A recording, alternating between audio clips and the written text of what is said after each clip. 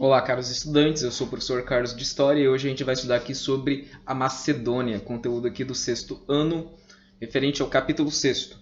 Bom, como nós estudamos nas aulas anteriores, nós estudamos a Grécia Antiga nos seus aspectos políticos, sociais e culturais. Nós ficamos sabendo que por volta ali do século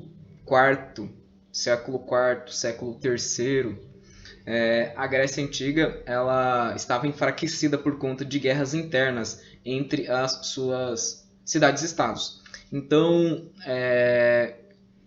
quando houve um período de guerra em que a Pérsia estava querendo conquistar os territórios gregos, as cidades-estados gregas elas se uniram, né, para lutar e impedir a invasão dos persas.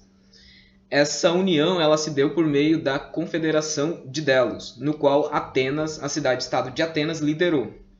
Essa liderança ela continha alguns elementos que permitiram e fizeram com que Atenas se tornasse a cidade-estado mais importante, né? Porque por meio dessa confederação ela recebia tributos, impostos, recebia também produtos.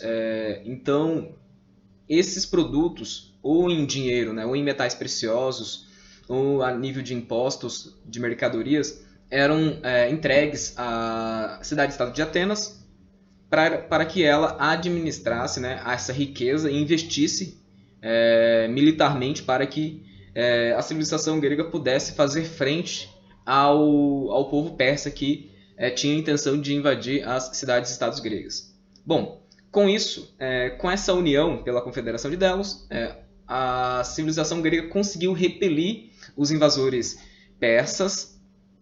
No entanto, após isso, Atenas não extinguiu a Confederação de Delos, ela continuou agindo de forma imperialista, dominando todas as outras cidades-estados gregas, né? Isso causou um descontentamento, principalmente da cidade-estado de Esparta, né? Então Esparta ela se uniu a outras cidades-estados que também estavam descontentes com essa ação imperial e impositiva de Atenas. Então Esparta ela formou a Liga do Peloponeso, né, para questionar essa política imperialista e opressora que Atenas vinha fazendo. Então, e aí com esses dois aglomerados, a Confederação de Delos, lideradas por Atenas, e a Liga do Peloponeso, liderada por Esparta, eles guerrearam. Então, entre o ano 431 e 404, né, no século V ali, essas duas cidades-estados, por meio dessas uniões, elas se guerrearam com a vitória de Esparta, Então, Esparta, vencendo a cidade-estado de Atenas, ela se torna dominante ali dentro da região da civilização grega. Só que esse domínio ele dura pouco tempo, né? Porque em 371, Esparta ela briga com Tebas, a cidade-estado de Tebas, né? Com a vitória de Tebas obtém o domínio ali naquela região agora, na região da civilização grega. E ao vencer Esparta e se tornar líder e dominante ali dentro da civilização grega, Tebas parte para conquistar outras terras, né? Então ela caminha ali para o norte ali da Península Balcânica e na fronteira da Tessália ela tenta conquistar aquela região e dos macedônios ali. Então, com isso, ela toma como refém o filho do rei persa, né? Filipe, filho do rei persa, que naquele momento era Amintas III. Então, Filipe ele é tomado como prisioneiro, então ele fica vivendo ali na civilização grega como prisioneiro. E a partir disso, ele conhece a cultura grega, conhece o conhecimento, conhece os sábios gregos, a filosofia grega, a ciência grega, as estratégias militares gregas. Então ele fica bastante eufórico e bastante surpreso com o conhecimento grego. E, posteriormente, ele leva isso para a Macedônia e utiliza esse conhecimento contra os próprios gregos na Guerra de Quironeia, que nós vamos falar um pouco posteriormente. Bom, em 500 e em 359, né, Felipe, que que havia sido prisioneiro, né, na civilização grega ali em Tebas, ele retorna ao reino da Macedônia e é coroado rei em 359. Né? Com a sua coroação, ele começa a investir no exército, começa a criar um exército mais profissional, né, com muito mais investimentos, tanto na questão disciplinar quanto na questão de novos recursos, de novos materiais bélicos, de novas armas. Então, com isso, né, ele parte para cima de Atenas, ele ocupa a civilização grega em 338. E aí, as cidades-estados gregas deixam de ter autonomia e se tornam províncias, né, do Império Macedônico, né, do rei Felipe II, né, porque quando ele foi coroado, ele se intitulou de Felipe II.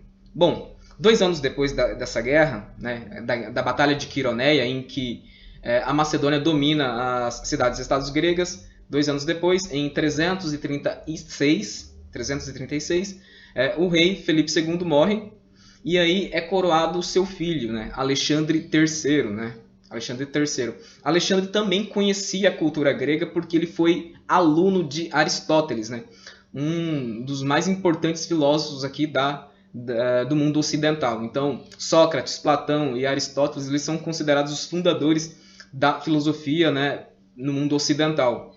Então, ele conhecia bastante Alexandre III. Também ele é conhecido como Alexandre Magno ou Alexandre o Grande. Então, ele conhecia bastante o mundo grego porque ele foi aluno, né, do célebre filósofo Aristóteles. Bom, com isso, com a sua coroação, ele começa a empreender uma política imperialista e expansionista, muito maior do que o seu pai, né, havia feito. Então, Alexandre o Grande, ele começa a trabalhar no exército no sentido de conquistar outras terras. Bom, em 334, Alexandre o Grande ele entra em guerra, na guerra de Granica, e aí com isso ele vence, nessa primeira batalha, a Batalha de Granica, ele vence os persas. Né?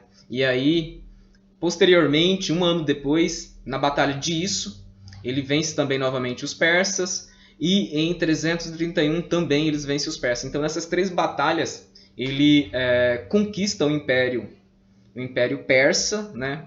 E a partir disso ele começa a fazer a sua viagem militar, conquistando vários territórios. Né?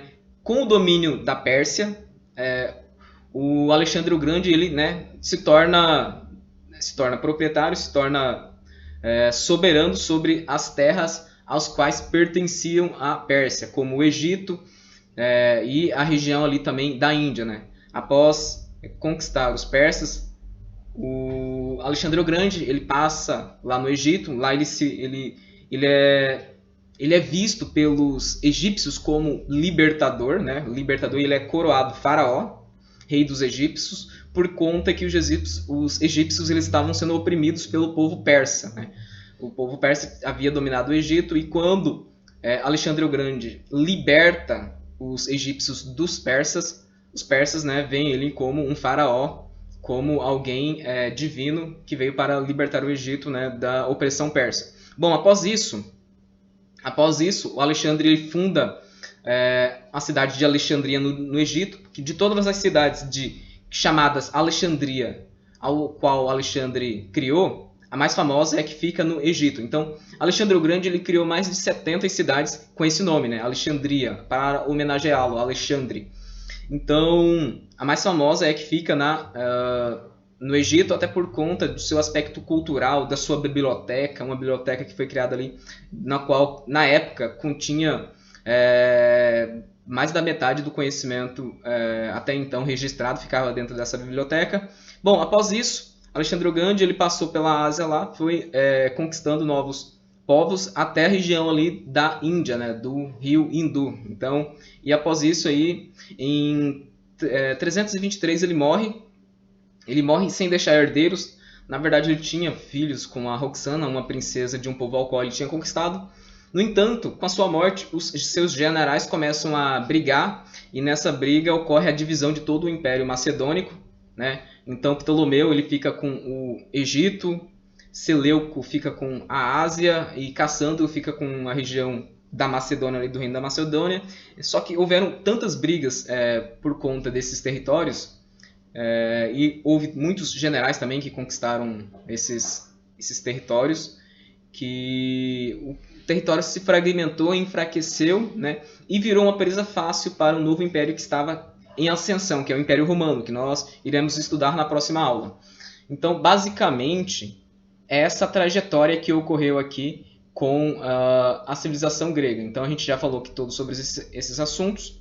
A gente vai, na próxima aula, responder às questões referentes a esse capítulo da apostila, do livro de vocês. Bom, falei tudo aqui sobre o Império Macedônico, as suas conquistas e a sua trajetória. Então, a trajetória foi a seguinte, né? Primeiro, o enfraquecimento das cidades-estados gregas permitiu com que a Macedônia ocupasse a região da Grécia e, posteriormente, ela conquistasse o Império Persa, né? Um império muito forte. E, com isso, o Império Macedônico consegue se apropriar de todas as terras aos quais os persas haviam conquistado, chegando até a região da Índia. Com a morte de Alexandre o Grande, todo esse domínio ele é dividido entre os seus generais, que brigam entre si e guerreiam para se apropriarem desse território. Com isso, o Império Macedônico se enfraquece, se tornando presa fácil para o Império Romano, que estava em ascensão naquele momento. Uma coisa importante que foi consequência dessa expansão, desse domínio macedônico sobre todas essas regiões, foi o helenismo. Helenismo é a mistura da cultura grega com a cultura dos povos conquistados pelos macedônios, né? Então, Alexandre o Grande, como ele tinha esse apreço pela cultura grega, e ele era um cara bastante culto, ele incentivava, né? Ele levava as suas expedições militares, também continham vários sábios, filósofos que iam com ele nessas expedições para não só conquistar materialmente as cidades, mas também se conhecer outras cidades, conhecer outras culturas, outros povos, outras maneiras de enxergar a vida e a existência. Com isso, né, houve uma mistura da cultura grega, né, que a gente chama de cultura helênica, e com a cultura dos povos conquistados, né? Essa mistura nós chamamos de helenismo. Então, o que é helenismo? É a mistura da cultura grega com a cultura dos povos conquistados, né? Dos povos de outras regiões, com os povos orientais, com os povos árabes. Então, essa mistura nós damos o nome de helenismo. Tá? Lembrando aqui que Hélade era a região ali onde os gregos viviam, né? Eles se formaram ali na região de Hélade. Então, nesse momento histórico, os gregos eles não se chamavam de gregos, eles se chamavam de helenos, né? Porque eles acreditavam que eles eram descendentes do deus Helen e eles viviam ali na região de Hélade. Então, por conta disso, nós chamamos de helenismo, né? Nós chamamos de helenismo o processo pelo qual a cultura grega se mistura com a cultura dos povos conquistados, criando assim uma nova cultura, uma cultura genuína, uma cultura diferente, porque faz parte de um processo de mistura ao qual favoreceu bastante o conhecimento desses povos. Bom, dentro desse processo, nas cidades criadas por Alexandre o Grande, né, chamadas de Alexandria, essas cidades eram realmente centros culturais muito grandes. Então, assim, principalmente a Alexandria do Egito, né? Então, para lá foram grandes sábios, grandes filósofos, grandes estudiosos e intelectuais para aprimorarem e conhecerem mais sobre o mundo, sobre outros cientistas e sobre a astronomia, entre outros assuntos.